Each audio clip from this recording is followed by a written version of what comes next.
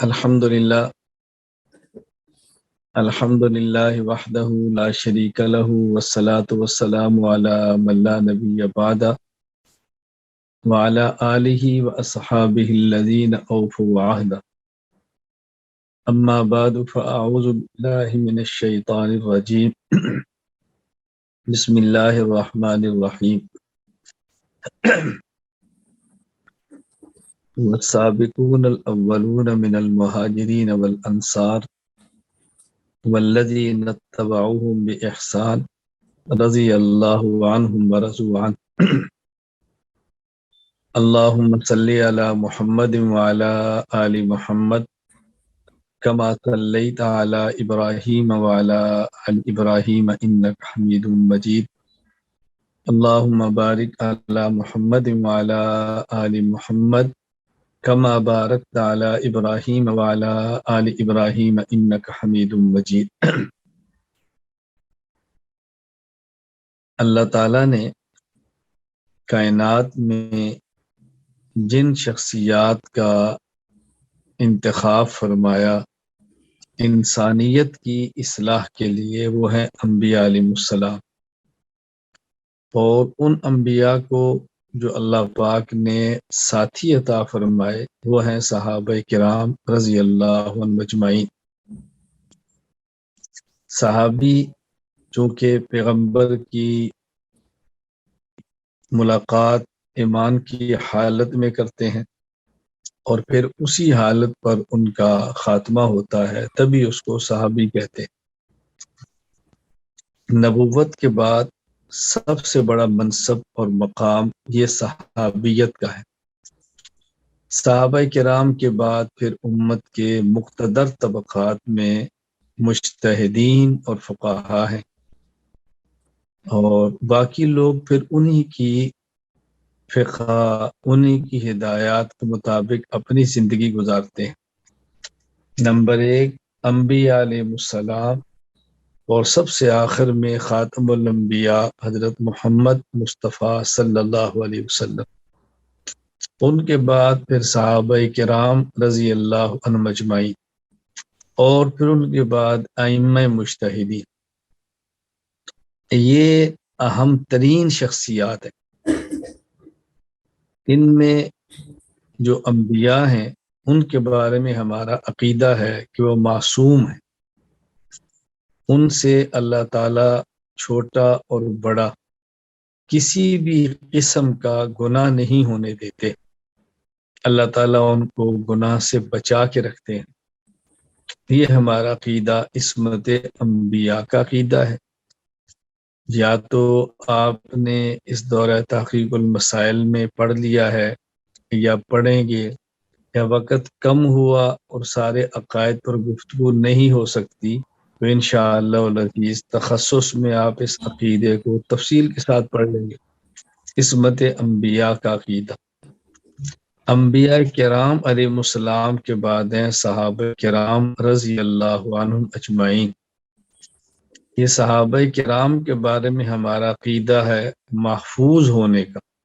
محفوظ کا معنی یہ ہے کہ صحابی سے گناہ ہو جاتا ہے لیکن ان کے نامہ اعمال میں باقی اللہ تعالیٰ رہنے نہیں دیتے، ان کو قبر کے عذاب سے محفوظ فرما دیتے ہیں، جہنم کے عذاب سے محفوظ فرما دیتے ہیں۔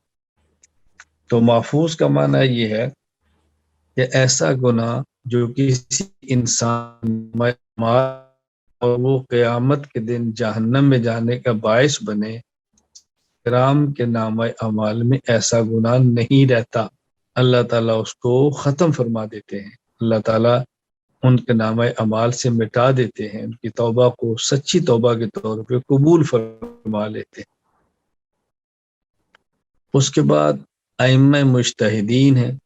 ائمہ مجتہدین کے بارے میں ہمارا عقیدہ نہ معصوم ہونے کا ہے، نہ محفوظ ہونے کا ہے، بلکہ مأجور ہونے کا۔ مأجور کا معنی کہ ائمہ کرام اور مجتہدین سے اجتہادی مسئلے میں غلطی ہو جاتی ہے لیکن اس غلطی پر بھی اللہ ان کو اجر عطا فرماتے ہیں، چونکہ اپنی اس اس طرح نہیں ڈٹ جاتے کہ ماننے کے لیے تیار نہ ہوں۔ مجتہد کا یہ دعویٰ ہرگز نہیں ہوتا کہ میرے تمام اجتہادات درست ہیں۔ مجتہد کا دعویٰ یہی ہوتا ہے کہ میں نے اپنی محنت کی حد تک اجتہاد کو درست سمت پہ لے جانے کی کوشش کی ہے، اور اگر مجھ سے خطا ہو گئی ہے تو مجھے بتایا جائے۔ اس لیے مجتہد جب یہ بات کرتا ہے کہ بھئی میری یہ بات قرآن کریم کے مطابق ہے، حدیث پاک کے مطابق ہے، اور بطور تحدی اور چیلنج اس کو میدان میں رکھ لیتا ہے، یہ مجتہد کی شان ہے۔ اب دیکھیں، قیامت تک کے لیے اللہ تعالیٰ نے نبوت کا دروازہ بند فرما دیا۔ کوئی نبی پیدا نہیں ہوگا، کوئی نیا نبی نہیں آئے گا۔ جب نبوت کا دروازہ بند ہے تو صحابیت کا دروازہ بھی بند ہے۔ جب نبی نہیں ہوگا تو صحابی نبی کی صحبت سے ہوتا ہے، تو پھر صحابی بھی نہیں ہوگا۔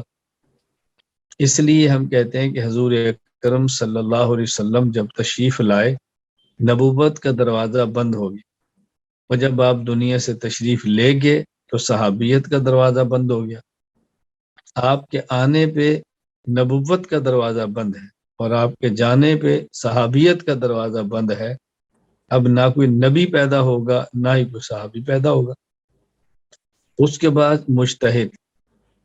مجتہدین میں سے ایک مجتہد ہے جو مجتہد مطلق ہے، جو اصول بھی اپنے بنائے اور پھر اصولوں سے فروع کا استنباط بھی خود کرے۔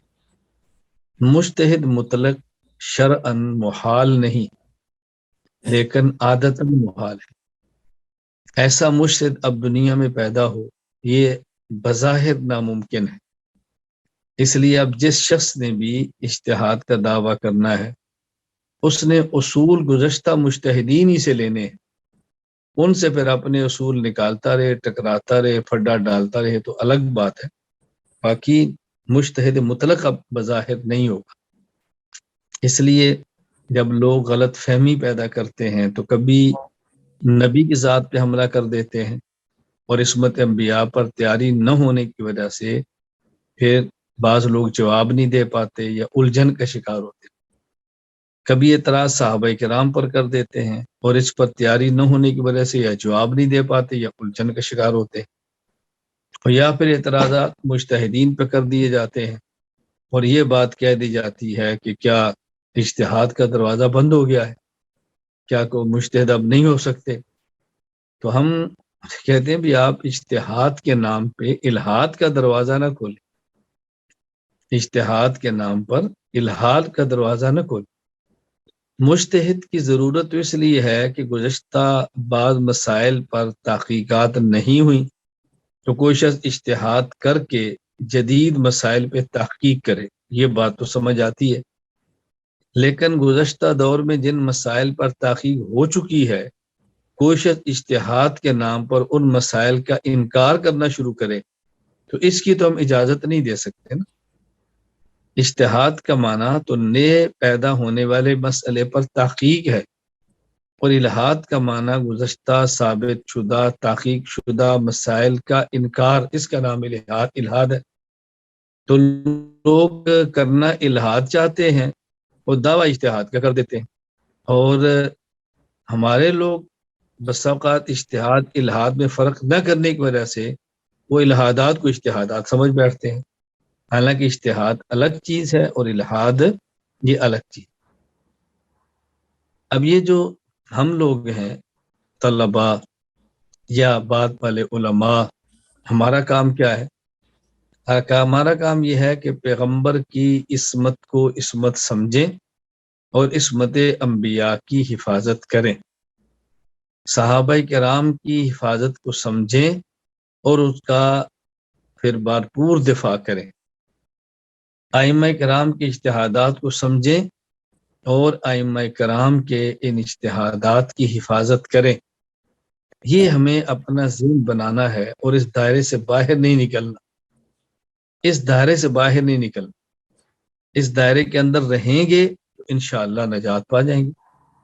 اس لیے میں طلبہ کرام کو، علماء کرام کو یہ بات بطور خاص عرض کرتا ہوں کہ ہم اپنے مسلک کے، اپنے مذہب کے محقق نہیں، ہم اپنے مسلک اور اپنے مذہب کے ناقل ہیں، ہم محقق نہیں، ہم ناقل ہیں۔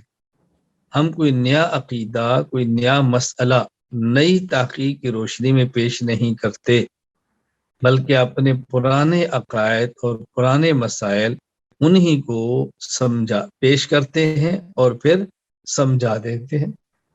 تو ایک لفظ ہے نقل اور ایک لفظ ہے شرح۔ ہم اپنے اکابر کے علوم کو آگے منتقل کرتے ہیں، بیان کرتے ہیں، اور ان میں جو بات نہیں سمجھ آتی اس کو سمجھا دیتے ہیں۔ تو ہم نقل بھی کرتے ہیں اور اس کے بعد اس کی شرح بھی کرتے ہیں۔ تو آپ طلبہ کرام اپنے اکابر کے علوم کے ناقل بنے اور شارح بنے، مزید تحقیقات کر کے محقق بننے کی ضرورت نہیں ہے۔ اگر ہم اپنے اکابر کے علوم کو صحیح معنوں میں نقل کر دیں اور صحیح معنوں میں آگے اس کو سمجھا دیں تو یہ بہت بڑی خدمت، بہت بڑی خدمت ہے۔ اللہ تعالی ہمیں اس کی توفیق عطا فرمائے، اللہ تعالی ہمیں قبول فرمائے۔ دیکھیں یہ بات اچھی طرح ذہن نشین فرما لیں، اگر اپنے جمہور اکابر کی رائے کو لے کر چلیں گے، اپنے جمہور اکابر کی رائے کو لے کر چلیں گے تو اس کا فائدہ کیا ہوگا؟ جمہور اکابر کی رائے کو لینے کا ایک فائدہ یہ ہوگا کہ جو مدد دنیا میں ان کے ساتھ اللہ تعالیٰ کی تھی وہی مدد دنیا میں انشاءاللہ ہمارے ساتھ بھی ہوگی۔ نمبر 2، جو ان حضرات کی مقبولیت اور محبوبیت لوگوں میں تھی انشاءاللہ وہی محبوبیت اور مقبولیت اللہ تعالیٰ ہمیں بھی عطا فرمائیں گے۔ تیسرا فائدہ، قیامت کے دن جہاں پر وہ لوگ جائیں گے انشاءاللہ اللہ تعالیٰ ان کے نقش قدم پر ان کی آراء کو لینے کی برکت سے ہمیں بھی وہیں پہنچا دیں گے۔ والذین آمنوا واتبعتهم ذریتهم بایمان الحقنا بهم ذریتهم وما لتناهم، قرآن کہہ رہا ہے والذین آمنوا واتبعتهم ذریتهم بایمان الحقنا بهم ذریتهم، اللہ تعالیٰ وہی ہمیں بھی پہنچا دیں گے۔ تو بتاؤ یہ کتنی بڑی 3 چیزیں ہیں کہ اللہ تعالیٰ ہمیں اکابرین والی نصرت اور مدد بھی عطا فرما دے، اللہ ہمیں جمہور اکابرین والی محبوبیت مقبولیت یہ بھی عطا فرما دے، اور اللہ تعالیٰ روز معاشر ہمارا حساب اور حشر بھی ان کے ساتھ فرما دے۔ یہ اللہ تعالیٰ کے کتنا بڑا احسان۔ اس لیے اس بات پر آپ حضرات کاربند رہیں اور اس کو اچھی طرح سمجھ لیں کہ ہم نے اپنے جمہور اکابرین کرام سے دائیں اور بائیں نہیں جانا، ہم نے وہیں رہنا ہے اور ہم نے اسی بات کو سمجھانا ہے اور اس کو لے کر آگے چلنا ہے، اور ہم نے انشاءاللہ اس امت میں خیر کا سبب بننا ہے، اس امت میں شر کا سبب نہیں بننا۔ ہمارے ذمہ جو کام ہے ہمیں وہ سمجھنا ہے، ہمارا دائرہ کار کیا ہے، ہمارا کام کیا ہے، ہم نے کرنا کیا ہے اور کام کو لے کر آگے چلنا کیسے ہے۔ یہ بنیادی مقاصد ہیں دورہ تحقیق المسائل میں شرکت کے۔ ہم اپنے عقائد کو، اپنے مسائل کو، اخلاق کو دلائل سے پڑھیں، اس کو اچھی طرح سمجھیں، اپنی زندگی میں اس کو لائیں اور پھر پورے عالم میں پھیلانے کا سبب بنے، پورے عالم میں لے کر جانے کا اس کو ذریعہ بنے، اور جہاں تک اللہ توفیق عطا فرمائے اس کو لے جانے کی پھر بھرپور فکر کرے۔ یہ بات اچھی طرح آپ نے ذہن نشین فرمانی ہے۔ اس کے لیے ضروری چیزیں کیا ہیں؟ سب سے پہلے آدمی اپنے عقائد کو، مسائل کو دلائل کے ساتھ سیکھے، اور دلائل کے ساتھ ایسے سیکھے کہ آپ کے اوپر یہ مسئلہ کھل جائے، کوئی الجھن آپ کو باقی نہ رہے۔ حضرت موسیٰ علیہ السلام نے اللہ تعالیٰ سے دعا مانگی، رب اشرح لی صدری ویسر لی امری واحلل عقدۃ من لسانی۔ پہلی بات کیا تھی؟ اشرح لی صدری، اے اللہ میرے اوپر میرا کام کھول دے۔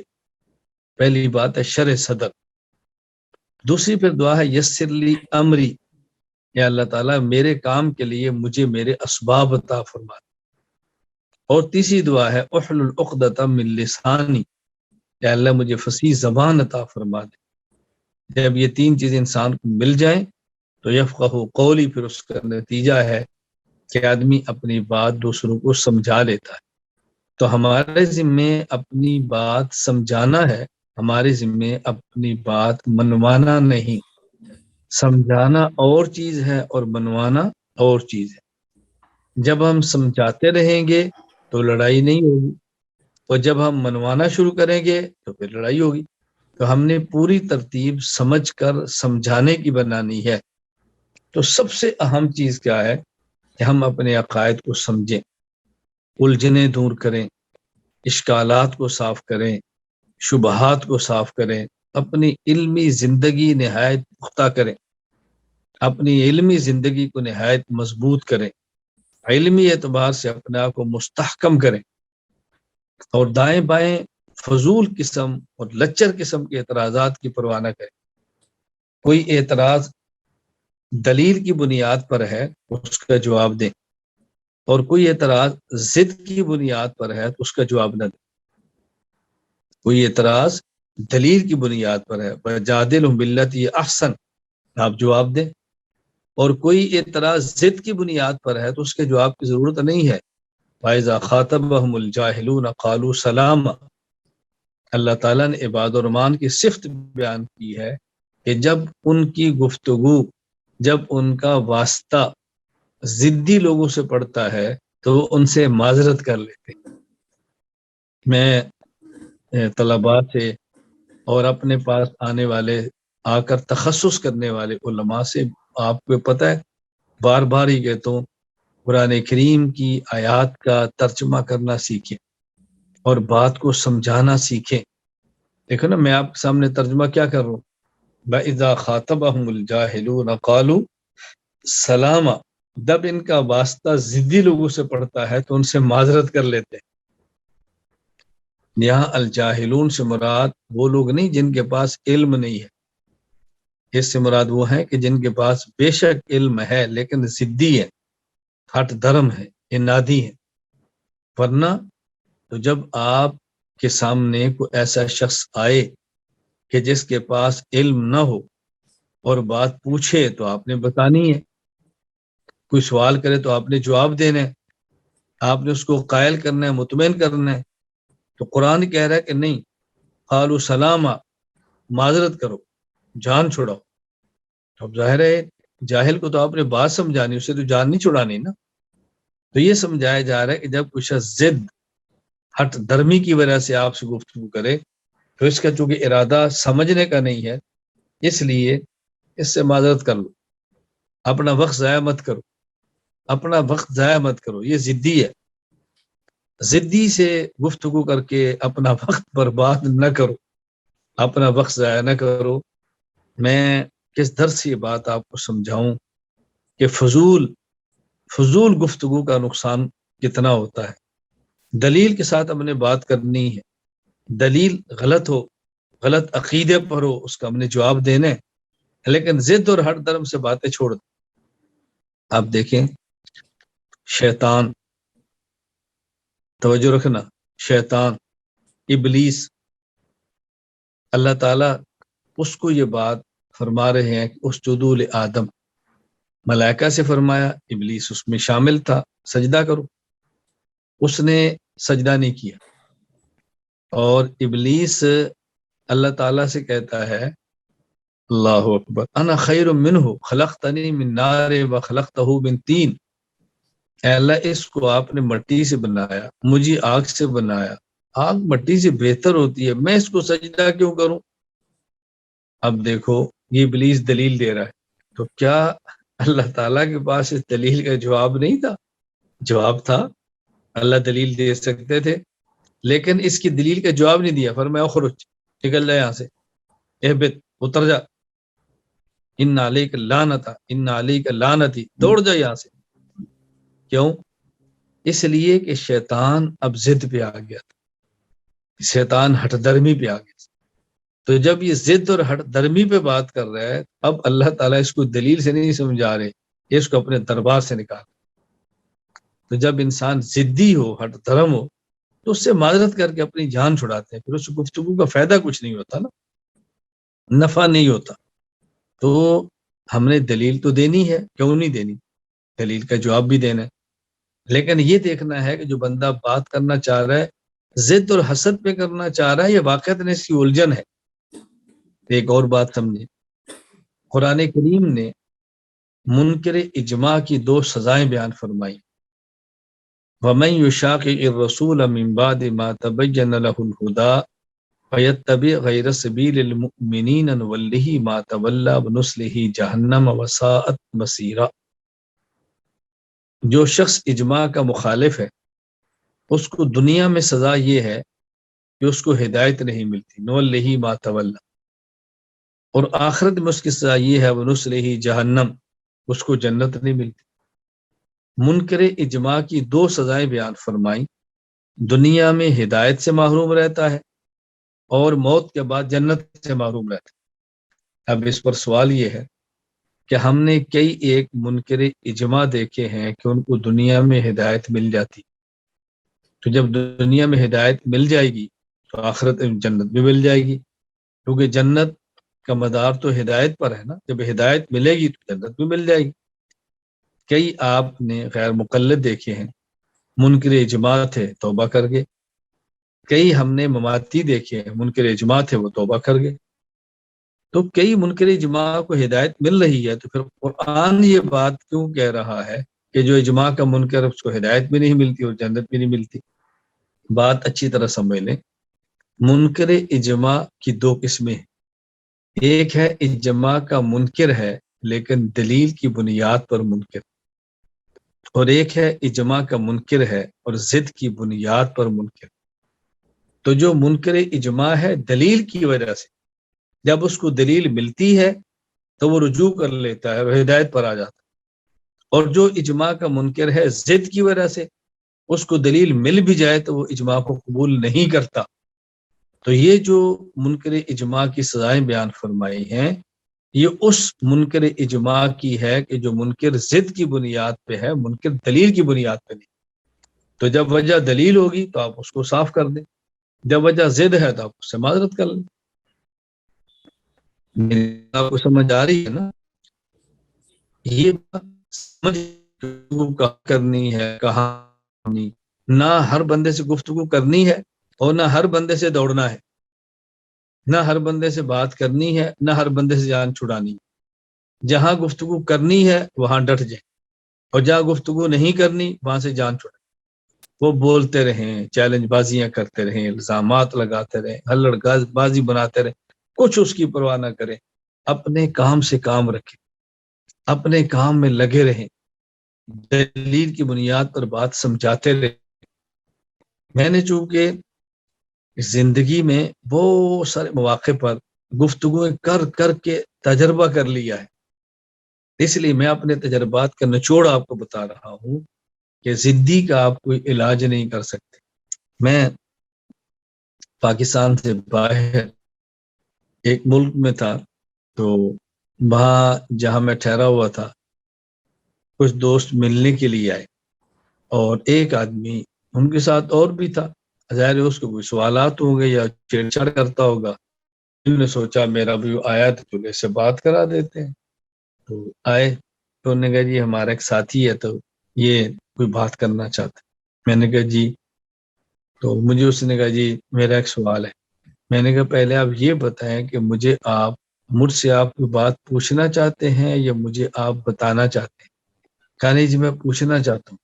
میں نے کہا دیکھ لو پکے رہنا، بس اوقات بندے کا عنوان ہوتا ہے سوال ہے، لیکن سوال ہوتا نہیں، اصل میں کوئی بات وہ سمجھانا چاہ رہا ہوں۔ تو اگر تو آپ آئے مجھ سے پوچھنے کے لیے تو ٹھیک ہے میں بتاتا ہوں، آپ پوچھ لیں، اور اگر آپ آئے مجھے بتانے کے لیے تو میں خاموش ہے تو آپ بتا دیں، میرا جی چاہا تو مان لوں گا، نہیں چاہا تو نہیں مانوں گا۔ پہلے یہ تو طے کرے کہ آپ نے کرنا کیا ہے۔ جب بھی گفتگو ہوتی ہے نا، میں نے کئی بار بہت سارے واقعات آپ نے مجھ سے سننے ہوں گے، یا میں بہت طلبا کو ایسے واقعات سناتا تھا کہ مجھ سے بات ہوتی ہے تو میں پہلے نا بات طے کرتا ہوں، بات کرنی کیسے، رخ سیدھا کر، پھر گفتگو بہت آسان ہو جاتی ہے. یعنی شاید آپ نے سنا ہوگا کہ بیان میں میرے ایک طالب علم ساتھی تھے، وہ دورہ حدیث کرنے کے بعد وہ سال کے لیے جماعت میں چل رہے تھے اور میں اپنے دعوتی سفر پر تھا، تو ہماری ایک جگہ ملاقات ہو گئی. تو بیٹھے تو انہوں نے مجھ سے ایک موضوع پر بات شروع کی، جیسے ہوتی ہے نا سارے مولوی جب کٹھے ہوتے ہیں کچھ نہ کچھ بات انہوں نے کہا میں نے کرنی. تو میں نے ان سے پوچھا کہ آپ کی جماعت کا نام کیا ہے؟ کہا تبلیغی جماعت. میں نے کہا میری جماعت کا نام ہے عالمی اتحاد اہل سنت والجماعت. اچھا آپ یہ بتائیں کہ بات اصول سے کرنی ہے یا بغیر اصول کے کرنی؟ کہا جی اصول سے کرنی. میں نے کہا دیکھ لیں. کہا نہیں جی اصول سے کرنی. میں نے کہا آپ کی جماعت کا اصول یہ ہے کہ بحث نہیں کرنی، میری جماعت کا اصول یہ ہے کہ بحث ضرور کرنی. اگر آپ نے بحث کی تو آپ کا اصول ٹوٹ جائے گا، اور اگر میں نے نہ کی تو میرا اصول ٹوٹ جائے گا. اس لیے میں بولتا رہوں اور آپ سنتے رہیں. آپ نے آگے سے بولنا شروع کیا تو آپ کا اصول ٹوٹ جانا ہے، اور میں خاموش ہو گیا تو میرا اصول ٹوٹ جانا. بس اب میں سنتا ہوں، میں بولتا ہوں آپ سنتے رہیں. تو کہا جی پھر فائدہ کیا ہوا؟ میں نے کہا میں نے تو پہلے آپ سے پوچھا تھا بھی بات اصول سے کرنی ہے بغیر اصول کے کرنی ہے، آپ نے کہا اصول سے کرنی. تو آپ مجھے شروع کیا تو بغیر اصول کے کرنی ہے، تو بات ہی ختم ہوگی. اپنا اپنا اصول ہوتا ہے نا، تو اصول سے بات کریں. تو میں اس لیے ساتھیوں کو سمجھانے کے لیے بات کرتا رہتا ہوں. بہت کم ایسا ہے کہ مجھ سے واسطہ ہو، چھیڑ چھاڑ چلتی رہتی ہے، میں سنتا رہتا ہوں. لیکن میں بہت سے لوگوں کو منہ نہیں لگاتا کہ میں سمجھتا ہوں کہ یار یہ دلیل کی بنیاد پہ نہیں کر رہا، بس اپنی ضد ہر درمی پہ لگا ہوا ہے، چھوڑو اس کو. باقی ساتھی بیٹھتے ہیں سمجھاتے ہیں، میں تو ان کو سمجھاتا ہوں، بڑی تفصیل سے بات کرتا ہوں. کیوں نہیں کرتا؟ میں یہ واقعات طلبا کو سناتا رہتا ہوں. میرے پاس کچھ ساتھی جماعت کے ہے، تو مجھے کہا کہ مولانا صاحب آپ نے سال لگایا ہے؟ میں نے کہا نہیں. تو آپ سال لگائیں گے؟ میں نے کہا نہیں. آپ سال لگانے کے مخالف ہیں؟ میں نے کہا نہیں. تو پھر آپ لگاتے کیوں نہیں؟ میں نے کہا میں نے نہیں لگانا، میں نے نہیں سال لگانا، میں نے نہیں جانا سال کے لیے. تو مجھے انہوں نے کہا جی آپ مخالف ہیں؟ میں نے کہا نہیں میں مخالف تو نہیں ہوں. تو پھر آپ کیوں نہیں لگاتے؟ میں نے کہا دیکھو میں فضائل والا نہیں ہوں، میں دلائل والا ہوں. مجھے آپ دلیل سے قائل کرو تو میں لگا لوں گا.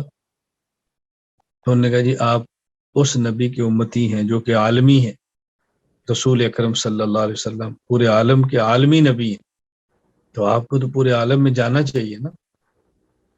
آپ عالم ہیں، آپ اس نبی کے وارث ہیں جو کہ عالمی نبی ہے، تو آپ کو تو پورے عالم میں جانا چاہیے. میں نے کہا وارث وہی کام کرتا ہے نا جو مورث نے کیا ہو. کہا جی ہاں. میں نے کہا جس نبی کا میں وارث ہوں کیا وہ پورے عالم میں گئے ہیں؟ مجھے کہا جی نہیں. تو میں نے کہا وہ پورے عالم میں نہیں گئے تو پھر میرے سے میں پورے عالم میں جانا کیسے ہے؟ تو مجھے کہا جی صحابہ کرام رضی اللہ عنہ مجمعین نہیں گئے. میں نے کہا دلیل میرے جانے پر دینی ہے یا میرے شاگردوں کے جانے پر دینی؟ صحابہ کرام گئے ہیں تو میرے شاگرد بیٹھے، آپ ان کو لے جائیں. بات تو میرے جانے پر ہو رہی ہے. تو کہا جی پھر جو جاتے ہیں وہ غلط کرتے ہیں. میں نے کہا نہیں ٹھیک کرتے ہیں، مجھے ان سے تو بات نہیں، میں تو اپنی بات کر رہا ہوں، میرے سال پر دلیل پیش کرو. جو جا رہے ہیں ان کے پاس دلیل ہوگی، میں ان کو تھوڑا ہی روکتا ہوں، میرے سال پر بات کرو نا آپ. تو پھر وہ خاموش ہو گئے. میں نے کہا پتہ ہے آپ کو یہ خاموشی آپ کو کیوں کرنی پڑی ہے اور یہ مسئلہ کیوں پیدا ہوا ہے؟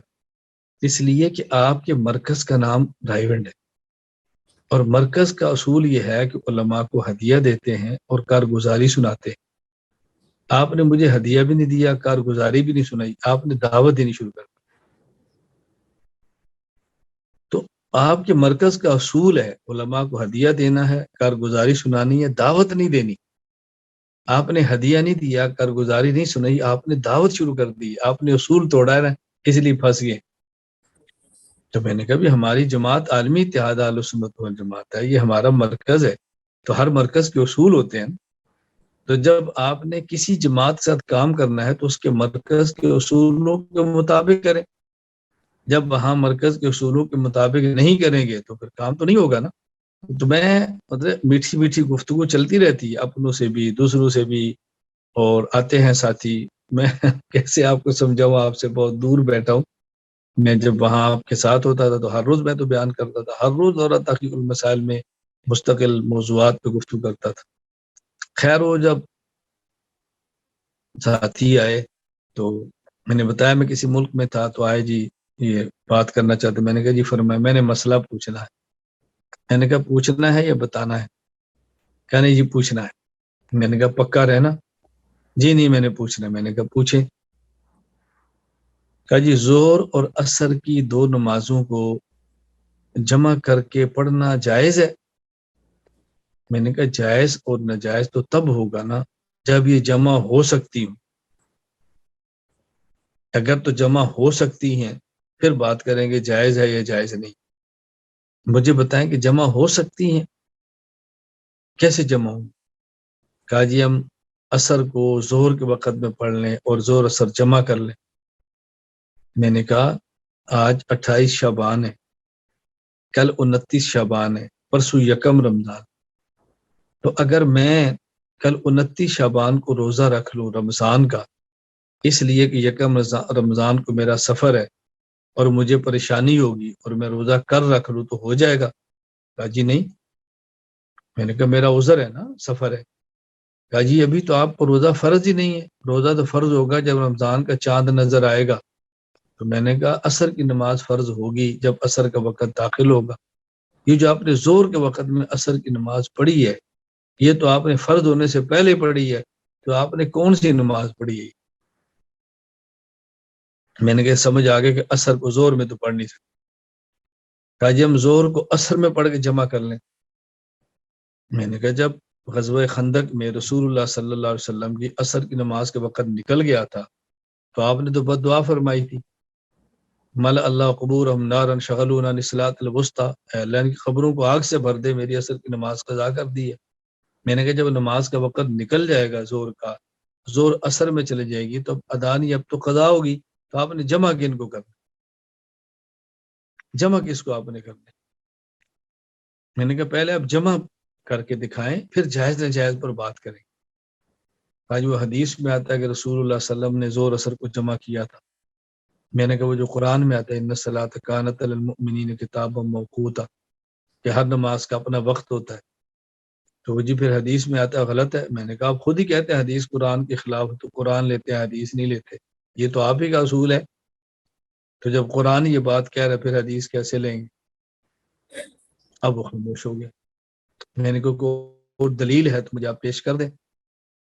تو یہ جو علماء کہتے ہیں کہ جمع زور اثر کرنی جائز ہے, میں نے کہا آپ ایسا کریں, یہ بات ہوگی تو آپ کے پاس قرآن بھی نہیں, حدیث بھی نہیں, علماء ہے. اب ایسا کرتے ہیں کہ ایک عالم کا نام آپ پیش کر دیں, ایک عالم کا نام میں پیش کر دیتا ہوں, پھر دیکھ لیں گے کہ کس کا عالم بڑا ہے اور کس کا عالم رسول اللہ صلی اللہ علیہ وسلم کے زمانے کے قریب کا ہے, اس کی مان لیں گے. میں نے کہا کوئی آپ کسی عالم کا نام پیش کریں. انہوں نے 1-2 عالم کا نام پیش کیا, تو میں نے کہا میں جس عالم کا نام پیش کر تو اس کا نام ہے نعمان بن ثابت, امام اعظم ابو حنیفہ. یہ بڑے بھی ہیں اور نبی پاک صلی اللہ علیہ وسلم کے دور کے قریب بھی ہیں. تو اس سے بڑا عالم ہے آپ کے پاس؟ کہا جی آخر وہ عالم تو وہ بھی ہے نا. میں نے کہا آخر ہے نا, اول تو نہیں ہے نا. آخر وہ بھی تو عالم ہے نا, آخر ہی ہوئے نا, اول تو نہ ہوئے نا. میں جو پیش کر وہ تو اول عالم ہے, جو آپ نے پیش کیا آپ کو کہنا پڑا آخر وہ بھی تو عالم ہے نا. تو آپ نے عالم بھی چھوٹا پیش کیا, اب کیا کریں؟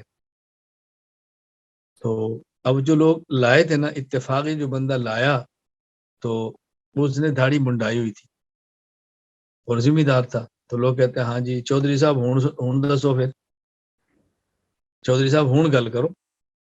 پھنس گیا نا, ان کو تو تنگ کر رہا تھا نا. کہتا ہے چودھری صاحب اب بتاؤ. میں نے کہا چودھری ہے؟ کہتا ہے جی ہاں.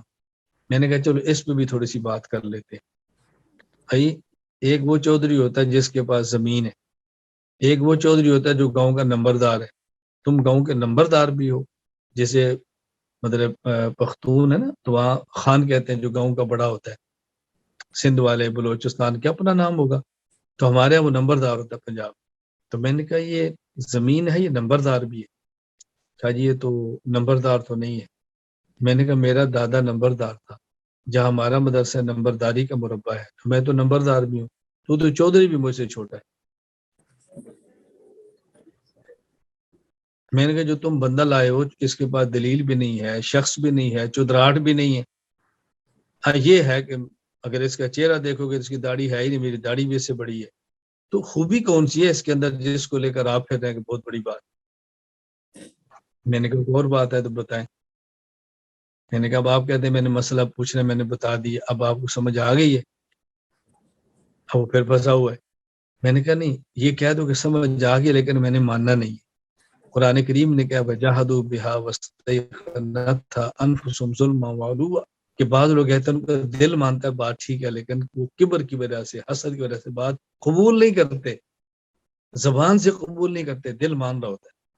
کوئی دلیل ہے تو پیش کر دے. نئی چھوٹی چھوٹی باتیں آپ کو اس لیے سنا رہا ہوں، واقعات پیش کر رہا ہوں کہ دیکھو ہم عالمی نبی کا وارث ہیں. ہم نے بات دلیل سے کرنی ہے، لیکن کہاں کرنی ہے؟ جہاں ضد نہ ہو، جہاں کبر نہ ہو، جہاں لچر پن نہ ہو. آپ حضرات مرکز میں کچھ دن آپ نے گزارے ہیں اور اللہ توفیق عطا فرمائے گا تو پھر آئیں بار بار آئیں. دلائل کے ساتھ اپنے عقائد کو سیکھیں، دلائل کے ساتھ اپنے مسائل کو سیکھیں، دلائل کے ساتھ میدان میں آگے نکلیں. اس کا بہت زیادہ آپ اہتمام کریں. اللہ تعالیٰ توفیق عطا فرمائے، اللہ تعالیٰ قبول فرمائے. اور جہاں دلیل کی حاجت ہو وہاں خاموش نہیں رہنا، اور جہاں دلیل کی ضرورت نہ ہو وہاں خاموش رہنا، ضرورت نہیں بیان کرنے کی. تو مرکز کے اس منہج کو سمجھو، اعمال کی پابندی کرو، اخلاقیات کی پابندی کرو، تہجد کا اہتمام کرو، اشراق کی اہتمام کرو، اوابین کا اہتمام کرو، تلاوت اور ذکر کا اہتمام کرو. ذاکر اور شاغل مولوی بنو، ذاکر اور شاغل ملا بنو، تہجد میں اٹھنے والے عالم بنو، رونے والے عالم بنو، اللہ سے گڑ گڑا کر مانگنے والے عالم بنو. بس پھر آپ کو کام کرنے کا مزہ آئے گا. پھر اس طرح چلتے رہیں گے تو انشاءاللہ بہت فائدہ ہوگا. میں باقی جو طلباء دورہ تحقیق المسائل کے لیے آئے ہیں اور پہلی بار آئے ہیں انہیں کہوں گا آئندہ سال پھر آؤ، جو دوسری بار کہوں گا تیسری بار پھر آؤ. میں طلباء کو یہ بات کہا کرتا ہوں کہ میری بات کو آپ اچھی طرح پلے باندھ لیں. اگر مستقبل میں آپ باضابطہ کام کرنا چاہتے ہیں تو آپ جتنے سال تعلیم کے ہیں ہر سال 12 دن کا دورہ تحقیق المسائل کرو، پھر مرکز میں 1 سال تخصص کرو، اور پھر آپ پوری دنیا میں جہاں چاہو کام کرو. انشاءاللہ ثم انشاءاللہ آپ کو مزہ آ جائے گا کام کرنے کا، مزہ آئے گا آپ کو کام کرنے کا انشاءاللہ. میں کئی بار یہ ساتھی کو سمجھانے کے لیے کہا کرتا ہوں بھائی دورہ تحقیق المسائل میں آؤ.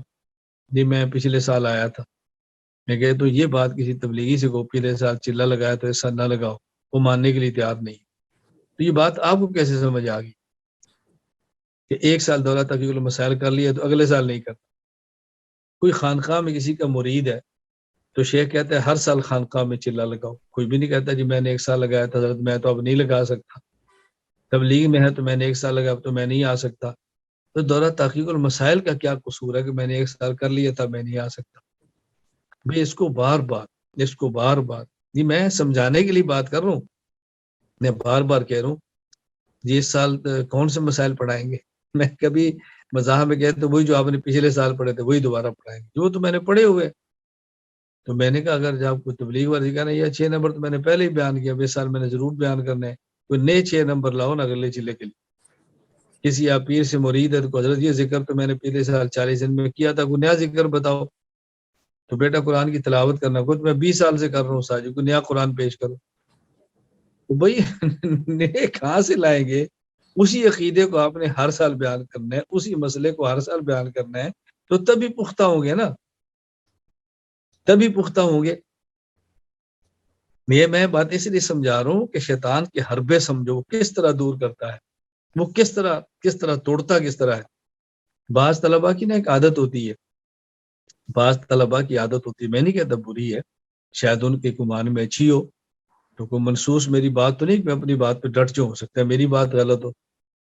میں نے استاد جی پچھلے سال دورہ تحقیق المسائل کیا، تو میں نے کیا سال کیا ہے، اس سال میں دورہ صرف کروں، اگلے سال اب جی میں نے دورہ نحو کر، اب میں نے دورہ تفسیر کرنا، جی جو میرے 8 سال ہیں نا، میں نے اس میں 8 دورے کرنے. میں نے کہنا بیٹا تو نے کسی ایک دورے کا بھی نہیں رہنا. یہ تو نہیں کہ دورہ حدیث کرنے کے بعد تجھے ایک مدرسے والے 8 سبق دیں گے، ایک اس کو تفسیر کا دو، اس نے دورہ تفسیر کی ہے، ایک اس کو بخاری دو، اس نے کوئی حدیث کا 8 دن کا دورہ کیا، اب اس کو صرف دو، اس نے 8 دن کا دورہ صرف بھی کیا، اس کو نحو بھی دو، اس نے دورہ نحو بھی کیا، اس کو 8 سبق دے دو کیونکہ اس نے 8 دن دورے کیے. ایسا ہوگا؟ ایسا تو نہیں ہوتا.